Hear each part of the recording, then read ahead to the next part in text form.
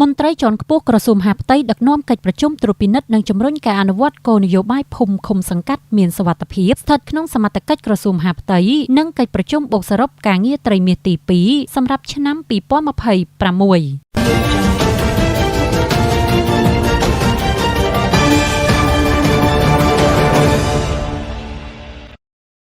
ឯកឧត្តម អ៊ុត សំអន រដ្ឋលេខាធិការក្រសួងមហាផ្ទៃបានដឹកនាំកិច្ចប្រជុំត្រួតពិនិត្យនិងជំរុញការអនុវត្តគោលនយោបាយភូមិឃុំសង្កាត់មានសុវត្ថិភាពស្ថិតក្នុងសមត្ថកិច្ចក្រសួងមហាផ្ទៃនិងកិច្ចប្រជុំបូកសរុបការងារត្រីមាសទី2សម្រាប់ឆ្នាំ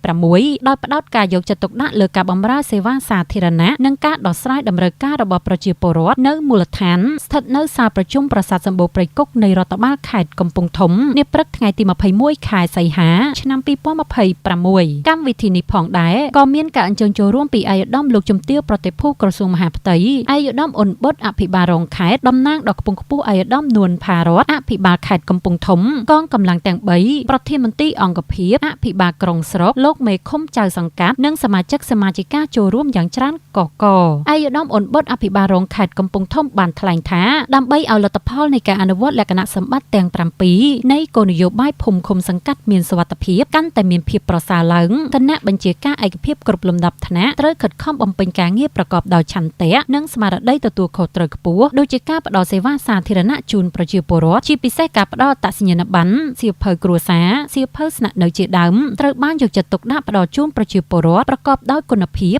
តម្លាភាពនិងទំនុកចិត្តល្បែងស៊ីសងខុសច្បាប់ត្រូវតែបន្តការបង្ក្រាបគ្រប់ទីកន្លែង online scam ដោយចាត់វិធានការច្បាប់និងវិធានការរដ្ឋបាលព្រមទាំងត្រូវធ្វើការផ្សព្វផ្សាយយន្តការច្បាប់ឲ្យបានទូលំទូលាយក្នុងឱកាសនេះឯកឧត្តមអ៊ុត សំអនបានលើកឡើងពីវិធីសាស្ត្រការងារដែលអាជ្ញាធរមូលដ្ឋានត្រូវអនុវត្តដើម្បីឆ្លើយតបឲ្យបានទាន់ពេលវេលាចំពោះតម្រូវការរបស់ប្រជាពលរដ្ឋក្នុងនោះការធ្វើអត្តសញ្ញាណប័ណ្ណសញ្ជាតិខ្មែរជូនប្រជាពលរដ្ឋដែលគ្រប់អាយុបោះឆ្នោតនិងអត្តសញ្ញាណប័ណ្ណដែលហួសសុពលភាពត្រូវបានចាត់ទុកជាការងារដែលត្រូវយកចិត្តទុកដាក់និងអនុវត្តឲ្យបានជាក់ស្ដែងនៅតាមមូលដ្ឋានឯកឧត្តមបានណែនាំឲ្យឃុំនិងសង្កាត់ទាំងអស់ត្រូវបង្កើនប្រសិទ្ធភាពក្នុងការផ្តល់សេវាសាធារណៈជូនប្រជាពលរដ្ឋដោយត្រូវធ្វើឲ្យបានលឿនបំផុតនិងមានការទទួលខុសត្រូវការផ្តល់សេវាដែលមានប្រសិទ្ធភាពមិនត្រឹមតែជួយសម្រួលដល់ជីវភាពប្រចាំថ្ងៃរបស់ប្រជាពលរដ្ឋប៉ុណ្ណោះទេប៉ុន្តែថែមទាំងជួយបង្កើនជំនឿទុកចិត្តរបស់ប្រជាពលរដ្ឋចំពោះអាជ្ញាធរមូលដ្ឋានផងដែរជាមួយគ្នានេះឯកឧត្តមរដ្ឋលេខាធិការក្រសួងមហាផ្ទៃបានគូបញ្ជាក់ពីសារៈសំខាន់នៃការខិតខំប្រឹងប្រែងរបស់កងកម្លាំង